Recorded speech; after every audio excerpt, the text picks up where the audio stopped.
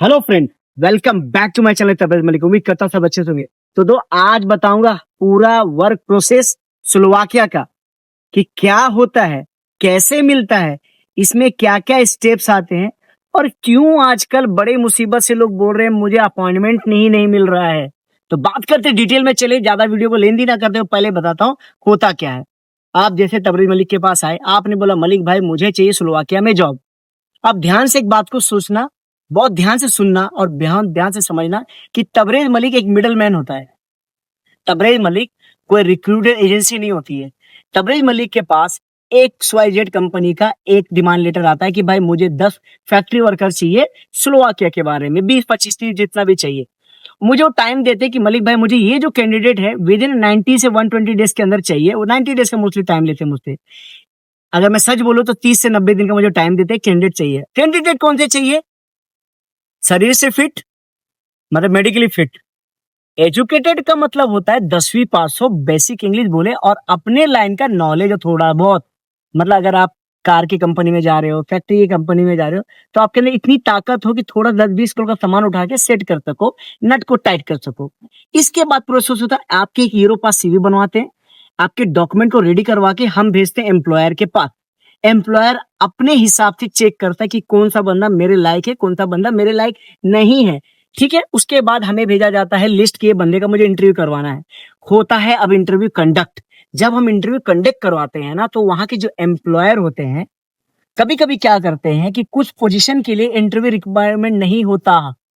Interview requirement नहीं होता है। बहुत सारे लोग सोचते हैं, मेरा इंटरव्यू नहीं हुआ मतलब सिलेक्शन नहीं हुआ। ऐसा नहीं है। आपका अगर किसी एजेंसी ने, किसी थ्रू एजेंसी बोला कि आप सिलेक्टेड हो गए, तो विदाउट इंटरव्यू भी सिलेक्शन होता है।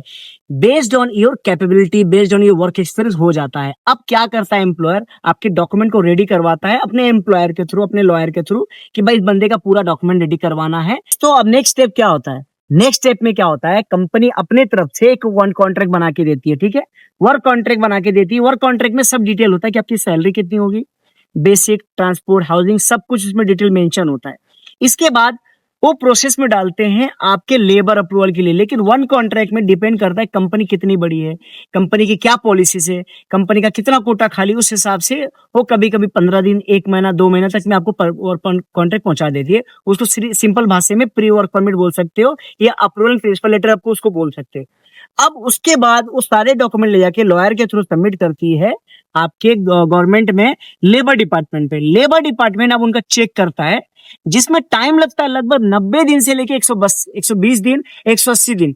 कंपनी का पूरा चिट्ठा निकाला जाता है कि बंदे की जरूरत है कि नहीं, बंदा कहाँ काम करेगा, बंदा क्या क्या काम करेगा, बंदे को क्या क्या बेनिफिट दिया गया है, क्या फैसिलिटी दिया गया है, उसके पीछे के जो एम्प्लॉय थे क्या वो परेशान तो नहीं थे, वो कंपनी कैसा था। अगर आपका एक बार समझो कि 180 दिन में आ गया, नेक्स्ट प्रोसेस में क्या होता है, आपको लेना होता है अपॉइंटमेंट, जो कि सबसे बड़ा झंझट है। इस पे थोड़ा डिटेल में बात करेंगे कि गवर्नमेंट इस पे अब कैसे काम कर रही है।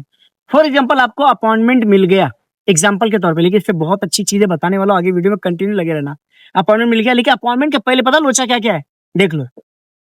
जो आपको वर्क कॉन्ट्रैक्ट मिला था प्री अप्रूवल, वो गया काम से। अब आपको मिलेगा वर्क कॉन्ट्रैक्ट कंपनी अटेस्टेड के साथ, लेबर अप्रूवल मिलेगा। उसके बाद आपको मिलेगा हाउसिंग का डॉक्यूमेंट कि हाँ रहने वाले हो, एक मिलेगा इनविटेशन लेटर। लेकिन अगर आप इंडिया में हो या आप गल्फ में हो, तो दोनों के रूल अलग हैं। अब क्या क्या रूल है बता देता हूँ। आपको अपॉइंटमेंट मिला तो आपके जो 2 PCC होंगे, अगर आप गल्फ में रहते हो तो एक तो इंडिया का PCC, एक गल्फ का PCC। इंडिया का PCC जैसे आप बनाओगे, गल्फ का PCC जैसे बनाओगे, तो इंडिया का PCC 6 महीना वैलिड होता है और गल्फ का PCC दुबई में 3 महीना वैलिड होता है, सऊदी में 1 महीना वैलिड होता है। तो मतलब 1 महीने के अंदर आपको सब खत्म करना है। क्या क्या खत्म करना है? PCC बनाने के बाद उसको भेजना है आपको स्लोवाकिया में कुरियर करके, या सॉफ्ट कॉपी हिसाब से। कोई कोई लॉयर सॉफ्ट कॉपी भी काम करता है, मोस्टली कभी कभी हार्ड कॉपी मंगवा लेते हैं। उसके बाद उसको लीगलाइजेशन करवाते हैं। लीगलाइजेशन क्या होता है, जो आपका लैंग्वेज में है ना, अगर अरबिक में है तो आपको इंग्लिश ट्रांसलेट करके कुरियर करना है, और आपका हिंदी में है तो इंग्लिश ट्रांसलेट करके आपको कुरियर करना है। फिर उसको स्लोवाकियन लैंग्वेज में ट्रांसलेट करते हो लोग।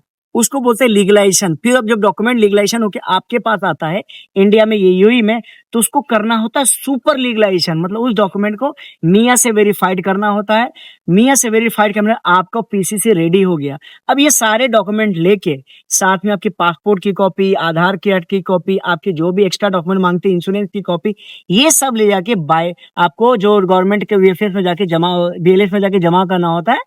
इंडिया में बीएलएस में जमा करते हैं। अगर उसमें कुछ गड़बड़ी हो गई, चाहे कोई भी चीज की गड़बड़ी, आपके अकोमोडेशन मैच नहीं हो रहा है, आपका कॉन्ट्रैक्ट में गड़बड़ है, आपके पासपोर्ट में गड़बड़ है, या आपके पीसीसी में 1 दिन की भी एक्सपायरी है, या पीसीसी एक्सपायर है, या पीसीसी में कुछ लोचा है, तो आपका डॉक्यूमेंट नहीं लेंगे, मतलब वो आपका अपॉइंटमेंट हो गया खत्म। इसमें सबसे बड़ा नुकसान क्या क्या और आपको बता दूं, जितने भी गवर्नमेंट के फीस लगे थे लीगलाइजेशन के, सुपर लीगलाइजेशन, सब नुकसान हो गया। जितने भी लॉयर को फीस दिए थे पेपर बनाने के लिए, कौन कौन से पेपर बनाने दिए, कॉन्ट्रैक्ट का पेपर, लेबर का पेपर, लीगलाइजेशन का पेपर, सुपर लीगलाइजेशन, सारे आपके नुकसान अच्छे खासे हो जाते हैं। इसमें लोग चिढ़ने लगते हैं, चिल्लाने लगते हैं, बहस करने लगते हैं, जो कि लॉजिक की बात नहीं है। क्योंकि एक बार आगे याद रखना, मैं अपना एग्जांपल देता हूँ। मैंने कनाडा का वीजा कोरोना के सामने अप्लाई किया था, मेरा 2500 दिरहम लगा था। मेरा वीजा ही नहीं आया 8-9 महीने से। फिर मैंने उनको फॉलो अप किया, उन्होंने बोला उस समय के सारे फाइल कैंसिल हो गए, हम रिफंड करेंगे। आज तक मुझे रिफंड नहीं मिला। मैंने नया वीजा लिया, नया पेमेंट किया, तब वो, और वो पैसा आज तक मुझे नहीं मिला। गवर्नमेंट के एक बार अंदर गया ना दोस्तों, बाहर कभी भी 99.99% नहीं बोल रहा हूँ, 1000% आपको कभी पैसा वापस नहीं मिलेगा।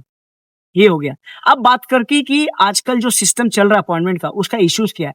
इश्यूज ये हो रहा है कि न्यू ईयर से जब चालू हुआ 2025, तो गवर्नमेंट ने पॉलिसीज लाई कि भाई ये जो अपॉइंटमेंट होगा, इसका पूरा हाथ दूसरा एक डिपार्टमेंट लेगा। कौन सा डिपार्टमेंट लेगा बताता हूँ। पहले क्या होता था, जब एम्प्लॉयर मेल करता था ना, तो एम्बेसी जो होती दिल्ली की या यूएई की, वो आपको अपॉइंटमेंट का डिटेल भेज देती थी कि भाई बीएलएस में तुम्हारा इस दिन अपॉइंटमेंट है, आपको डॉक्यूमेंट जाके जमा करना है। अब वो सिस्टम हो गया खत्म। तो क्या हुआ, फॉर एग्जाम्पल किसी ने फरवरी में मेल किया, तो कभी भी एम्बेसी, याद रखना, जल्दी मेल का रिप्लाई नहीं करती है। हाँ, अलबत्ता तुम टाटा कोई कंपनी हो, कोई टॉप लेवल की कंपनी हो, तो मतलब कि भाई उनको प्रायोरिटी बहुत पहले देते हैं। सिस्टम सी बात है भाई, जो टॉप कंपनी उनको फर्स्ट प्रायोरिटी पे ही मिलेगा, क्योंकि उनको 50,000 वर्कर काम कर रहे हैं, वो इतना बड़ा बड़ा टैक्स दे रहे हैं, चीजें कर रहे हैं गवर्नमेंट के, समझो कि पैसे मतलब दबा के दे रहे, तो सिस्टम है भाई, टॉप लेवल को पहले प्रायोरिटी दे दी था, मेरा टाटा बिरला को मिलता है। अब बात करते हैं कि बाकी कंपनी इशू क्या हुआ, कि उनको एक नोटिफिकेशन आ गया मार्च के और अप्रैल के आसपास में, शायद if I am not wrong, may be गलत हो सकता हूँ मैं, शायद मई के महीने में हुआ था, कि भाई आप जो अपॉइंटमेंट मिलेगा, आपको मिलेगा मोफा से, मिनिस्ट्री ऑफ फॉरेन अफेयर्स से, स्लोवाकिया से। तो मैंने जितनी भी कंपनियों ने एक साथ मेल कर दिया, क्योंकि डर गया ना कि भाई मैं अपॉइंटमेंट का वेट कर, अभी तक नहीं मिला, उन्होंने वहां से मेल कर दिया। मोफा क्या हुआ, मोफा हो गया कंफ्यूज।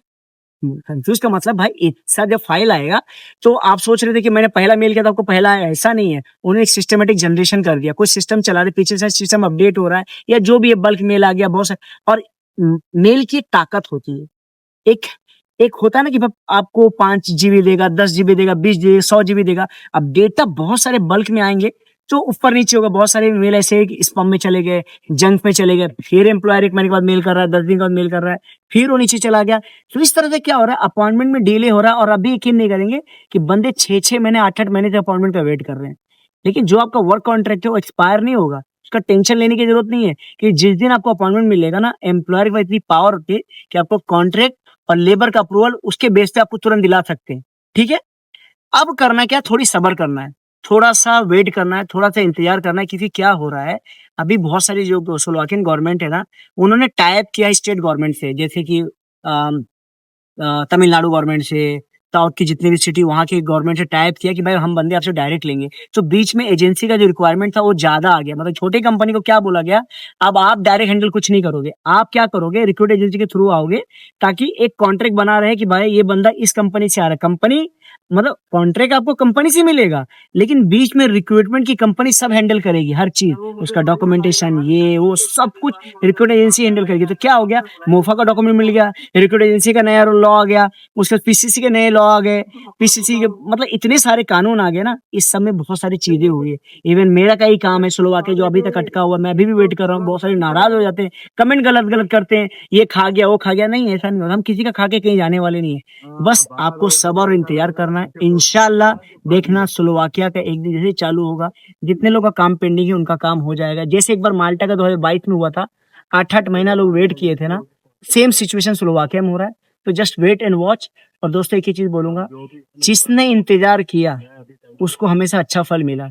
होता है कभी 1000 में 50 बंदे का लफड़ा हो जाता है, या 100 में 10 बंदे का गड़बड़ हो जाता है, लेकिन 90 बंदे अभी हमेशा पहुंचे हैं, यूरोप में जिंदगी जी रहे हैं। तो वीडियो अच्छा लगता है तो लाइक सब्सक्राइब जरूर करने का, वीडियो को शेयर जरूर करना। और मेरे इंस्टाग्राम की आईडी तबलीग डीएसबी है दोस्तों। अल्बानिया के बारे में वीडियोस बना रहा हूँ, वहां पे जाकर जॉब काफी रिक्वायरमेंट हमारे पास आई, जो सितंबर से रिक्वायरमेंट चालू हो जाएंगे। अभी हम इंटरव्यू का प्रोसेस चालू करने वाले, पूरा डिटेल वीडियो अल्बानिया का बहुत जल्दी आने वाला। Thank you very much.